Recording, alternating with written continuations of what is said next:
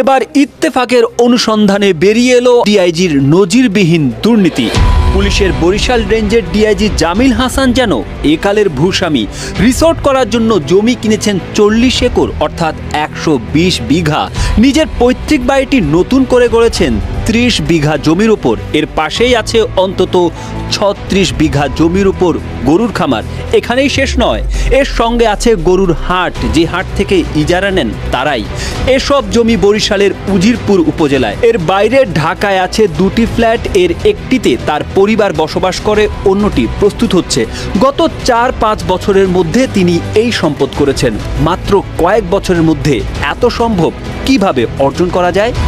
বেনজির আসাদুজ্জামান মিয়ার মতো পুলিশের সাবেক কর্মকর্তাদের পর এবার পুলিশে কর্মরত ডিআইজি শিমুলের মতো আরেকজন ঊর্ধ্বতন কর্মকর্তা ডিআইজি জামিল হাসানও ফেঁসে যাচ্ছেন। দৈনিক ইত্তেফাক একটা অনুসন্ধানী প্রতিবেদন প্রকাশ করেছে ডিআইজি জামিল হাসানের বিপুল পরিমাণ অবৈধ সম্পদ নিয়ে, এবং এই ব্যাপারে দুর্নীতি দমন কমিশন জানিয়েছে তারা এই রিপোর্টকে আমলে নিয়ে শীঘ্রই তদন্ত শুরু করবে। আসসালামু আলাইকুম প্রিয় দর্শক, ফাইনালি চলে আসলাম আপডেট ও গুরুত্বপূর্ণ কিছু নিউজ নিয়ে আপনাদের মাঝে। প্রিয় দর্শক, অবশ্যই ভিডিওটি শেষ অবধি দেখবেন।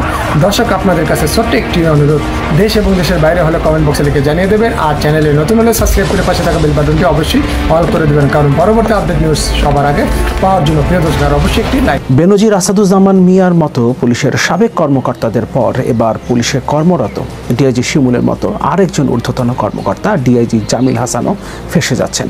দৈনিক ইত্তেফাক একটা অনুসন্ধানী প্রতিবেদন প্রকাশ করেছে ডিআইজি জামিল হাসানের বিপুল পরিমাণ অবৈধ সম্পদ নিয়ে, এবং এই ব্যাপারে দুর্নীতি দমন কমিশন জানিয়েছে তারা এই রিপোর্টকে আমলে নিয়ে শীঘ্রই তদন্ত শুরু করবে। ফলে পরিষ্কারভাবে বোঝা যাচ্ছে শুধুমাত্র সাবেক কর্মকর্তারা না, পুলিশের সাবেক কর্মকর্তারা না, বর্তমানে যারা পুলিশ বাহিনীতে কর্মরত আছেন তাদের আমলনামাও আস্তে আস্তে প্রকাশ পেতে শুরু করবে। সামনের দিনে আমরা হয়তো এরকম আরও বেশ কিছু আমলনামা দেখতে পাবো। যদিও পুলিশ অ্যাসোসিয়েশন একরকম থ্রেট দিয়েছে গণমাধ্যমকে এই ধরনের রিপোর্ট প্রকাশের ক্ষেত্রে, কিন্তু সেই থ্রেট কোনো কাজে আসছে না, সেটা আমরা বুঝতে পারছি। কারণ একই দিনে যেদিন এই খবরটা দৈনিক ইত্তেফাক প্রকাশ করেছে যে বাংলাদেশ পুলিশ অ্যাসোসিয়েশন গণমাধ্যমকে থ্রেট দিয়েছে এই ধরনের খবর প্রকাশের ক্ষেত্রে, সেই দিনই তারা ডিআইজি জামিল হাসানের বিপুল পরিমাণ অবৈধ সম্পদ নিয়ে একটা অনুসন্ধানী প্রতিবেদন প্রকাশ করেছে। সুতরাং আমরা বুঝতেই পারছি সামনের দিনে এই রিপোর্টগুলো আরও বেশি মাত্রায় আসতে থাকবে, এবং শুধুমাত্র সাবেক কর্মকর্তা না, বর্তমানে যারা পুলিশ বাহিনীতে কর্মরত আছেন তাদের আমলনামাও আমাদের সামনে প্রকাশিত হবে। এবং সবচেয়ে গুরুত্বপূর্ণ বিষয় হচ্ছে যে রিপোর্টগুলো প্রকাশিত হচ্ছে এর সোর্স পুলিশ বাহিনীর ভেতরেই আছে। পুলিশ বাহিনীর ভেতর থেকেই এই খবরগুলো গণমাধ্যমের হাতে আসছে। এই ব্যাপার নিয়ে শীঘ্রই আমি আমার চ্যানেলে একটা ভিডিও করব, কথা বলবো কিভাবে পুলিশ বাহিনীর ভেতর থেকেই এই খবরগুলো গণমাধ্যমে চলে আসছে। তার মানে পুলিশ বাহিনীর ভেতর থেকেই যেহেতু এই অনুসন্ধানী প্রতিবেদন করার ক্ষেত্রে সহযোগিতা করা হচ্ছে, সুতরাং এটাকে এত সহজে এভাবে প্রেস বিজ্ঞপ্তি পাঠিয়ে থ্রেট দিয়ে থামানো যাচ্ছে না। আমরা একটু রিপোর্টটা দেখি। ডিআইজি জামিল হাসানের আমলনামা। ইত্তেফাকের অনুসন্ধান, ডিআইজি জামিল হাসান যেন আরেক ভূস্বামী। রিসোর্ট করতে জমি কিনেছেন 120 বিঘা, 30 বিঘা জমির ওপর বাড়ি, 36 বিঘায় গরুর খামার হাট, ঢাকায় 2 ফ্ল্যাট, 4টি বিলাসবহুল গাড়ি। পুলিশের বরিশাল রেঞ্জের ডিআইজি জামিল হাসান যেন একালের ভূস্বামী। রিসোর্ট করার জন্য জমি কিনেছেন 40 একর অর্থাৎ 120 বিঘা। নিজের পৈতৃক বাড়িটি নতুন করে গড়েছেন 30 বিঘা জমির ওপর।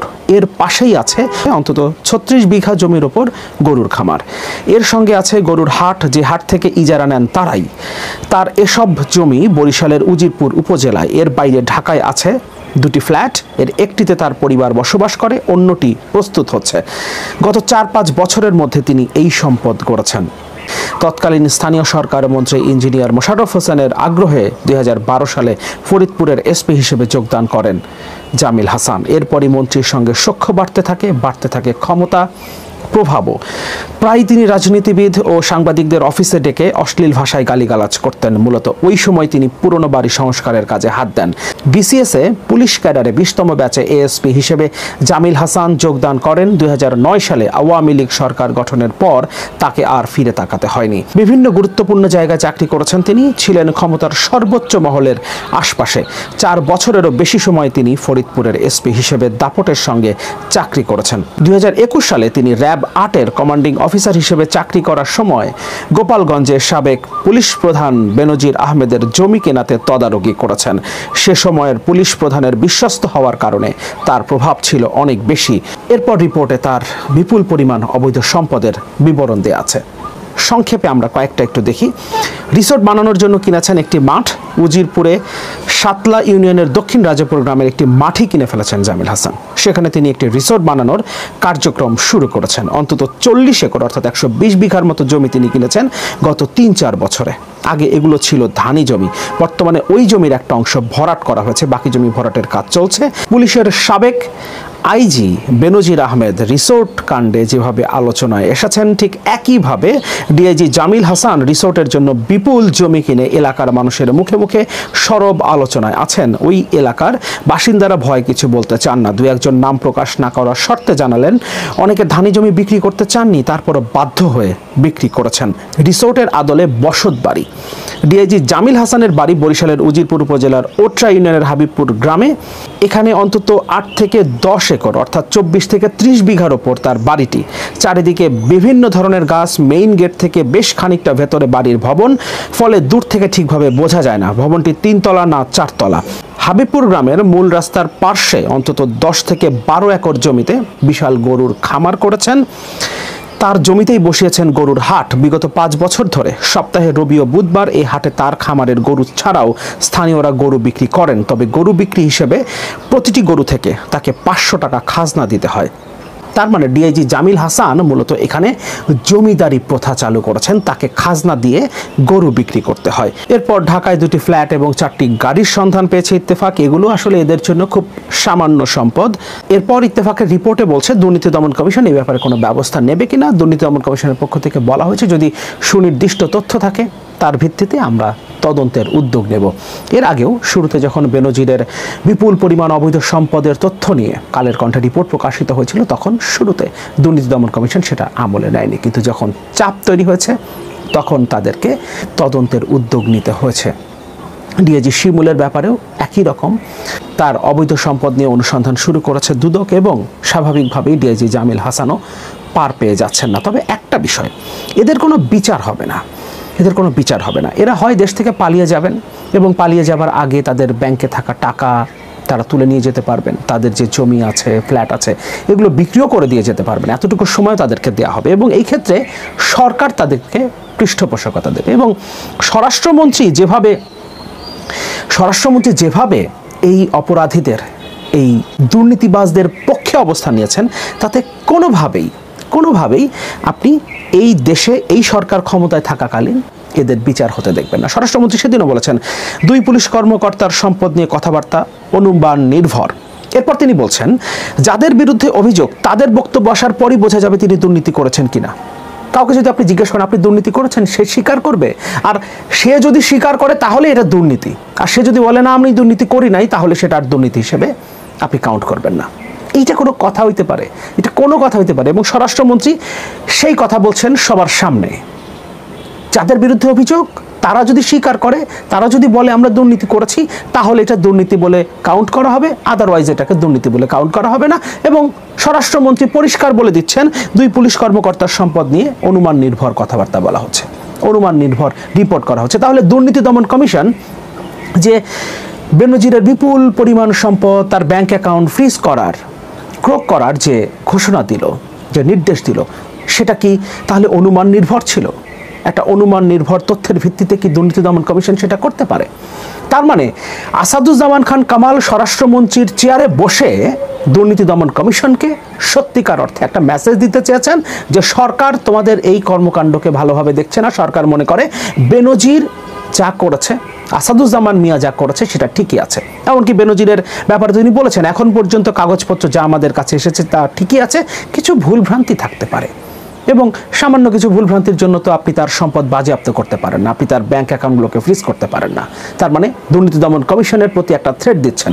এমনকি তিনি চ্যালেঞ্জ দিয়েছিলেন দুর্নীতি দমন কমিশনের যে কর্মকর্তারা তদন্ত করছেন, তদন্তকারী কর্মকর্তারা যদি কিছু প্রমাণ করতে পারেন তাহলে তখন দেখা যাবে, তখনও কোনো ব্যবস্থা নেওয়া হবে, মামলা হবে, বিচারের আওতায় আনা হবে, এ ধরনের কিছু তিনি বলেন নাই, তখন দেখা যাবে। তার মানে এটাও তদন্তকারী কর্মকর্তার প্রতি একটা চ্যালেঞ্জ। এবং এই চ্যালেঞ্জ দিচ্ছেন কে? স্বরাষ্ট্রমন্ত্রী, যার আন্ডারে পুলিশ বাহিনী, এবং এই পুলিশ বাহিনীর কর্মকর্তাদের নামে একের পর এক তাদের আমলনামা আমাদের সামনে আসছে। এবং আমরা জানি পরিষ্কারভাবেই আমরা বুঝতে পারি আসাদুজ্জামান খান কামালের কাছে এই তথ্যগুলো ছিল না, ব্যাপারটা তো সেরকম না। তিনি তাদেরকে পুরস্কৃত করেছেন, তাদেরকে শুদ্ধাচার পুরস্কার দিয়েছেন, সর্বোচ্চ পুলিশ পদক দিয়েছেন। সুতরাং এই কর্মকর্তাদের ব্যাপারে তার কাছে কোনো তথ্য আগে থেকে ছিল না তা তো না। সুতরাং এই তথ্যগুলো থাকার পরেও সরকার তাদেরকে শুধু বাঁচাতেই চায়নি, তাদেরকে দুর্নীতির সুযোগ তৈরি করে দিয়েছে। এটা তো আসলে একজন আরেকজনের পরিপূরক। এই পুলিশ বাহিনীর কর্মকর্তারা যাদের আমলনামা আমরা এতদিনে দেখছি, তারা এই সরকারকে অবৈধভাবে ক্ষমতায় টিকিয়ে রেখেছিল এবং তার বিনিময়ে তাদেরকে যে কোনোভাবে সম্পদ অর্জনের লাইসেন্স দিয়ে দিয়েছিল সরকার, এবং সেটাকে কাজে লাগিয়েই তারা এই বিপুল পরিমাণ অবৈধ সম্পদ করেছে। এবং পুলিশে এখন কর্মরত একজন ডিআইজি, এর আগে ডিআইজি শিমুলের কথা আমরা জেনেছিলাম, এবার আমরা নতুন করে জানলাম আরেকজন ডিআইজির নাম ডিআইজি জামিল হাসান। আরেকটা গুরুত্বপূর্ণ বিষয় হলো বাংলাদেশ পুলিশ অ্যাসোসিয়েশন যে প্রেস বিজ্ঞপ্তিটা গণমাধ্যমে পাঠিয়েছে, সেটা যদি আমরা ভালোভাবে লক্ষ্য করি তাহলে বুঝতে পারবো পুলিশের ভেতরে নার্ভাসনেস কাজ করছে। এবং যারা সাবেক হয়েছেন শুধু তারাই না, পুলিশে এখন যারা কর্মরত আছেন তারাও বেশ নার্ভাস, কখনকার আমলনামা গণমাধ্যমে প্রকাশিত হয়। এই কারণে গণমাধ্যমে প্রকাশের ক্ষেত্রে রেস্ট্রিক্ট করার চেষ্টা করছেন তারা, কিন্তু যদিও তাতে খুব একটা কাজ হবে বলে মনে হচ্ছে না, কারণ বড় কোনো শক্তি এর পেছনে কাজ করছে নিশ্চিতভাবেই আমরা সেটা বলতে পারি। কারণ এরকম কোনো শক্তি যদি পেছন থেকে কাজ না করতো তাহলে গণমাধ্যম একের পর এক এভাবে অনুসন্ধানী প্রতিবেদন প্রকাশ করতে পারতো না। আরেকটা গুরুত্বপূর্ণ বিষয় হচ্ছে বেনজিরের অবৈধ সম্পদের বিবরণ প্রথম কালের কণ্ঠে প্রকাশিত হয়েছিল, সেটা সরকারেরই দুই অলিগার্কের মধ্যে দ্বন্দ্ব থেকে প্রকাশিত হয়েছে। কিন্তু এরপরে যে রিপোর্টগুলো আসলো আসাদুজ্জামান মিয়ার ব্যাপারে, মানব জমিনের প্রতিবেদন, কিংবা ডিআইজি জামিল হাসানের ব্যাপারে ইত্তেফাক অনুসন্ধানী একটা প্রতিবেদন প্রকাশ করলো, এর আগে ডিআইজি শিমুলের ব্যাপারেও গণমাধ্যমে রিপোর্ট প্রকাশিত হলো। এই রিপোর্টগুলো এত ফাস্ট প্রকাশিত হচ্ছে, অনুসন্ধানী প্রতিবেদনগুলো করা হচ্ছে এবং সেখানে সরাসরি অ্যাকিউজ করা হচ্ছে, তাতে বোঝা যাচ্ছে এটা এত সহজ, এত অল্প দিনে আসলে হয়নি। দুটো ব্যাপার হতে পারে, কেউ তাদেরকে তথ্য দিচ্ছে, সরবরাহ করছে, কিংবা এই অনুসন্ধানী প্রতিবেদনগুলো তৈরির প্রচেষ্টা অনেক আগে থেকেই চলছিল, এখন আস্তে আস্তে সেগুলো প্রকাশিত হচ্ছে। দুটো ব্যাপারই হতে পারে। আরেকটা বিষয়, যে ব্যাপারটা শুরুতে বলছিলাম, আমি এই ব্যাপারের উপরে নিশ্চয়ই কথা বলবো, সরকারের ভেতরেই পুলিশ বাহিনীর ভেতর থেকেই এই তথ্যগুলো দেয়া হচ্ছে। অনেক গুরুত্বপূর্ণ তথ্য বাইরে চলে আসছে, গণমাধ্যমের কাছে আসছে, যার উপর ভিত্তি করে এই রিপোর্টগুলো প্রকাশ করতে পারছে গণমাধ্যমগুলো। সুতরাং পুলিশের ভেতরেই আসলে একটা চক্র আছে, একটা অংশ আছে যারা পুলিশের এই দুর্নীতিগুলোকে সামনে নিয়ে আসছে। ফলে সামনের দিনেও এই ধরনের আরও অনেক জামিল হাসান, আরও অনেক ডিআইজি শিমুল কিংবা সাবেক বেনজির আসাদুজ্জামান মিয়ারা আমাদের সামনে নগ্নভাবে উপস্থাপিত হবেন।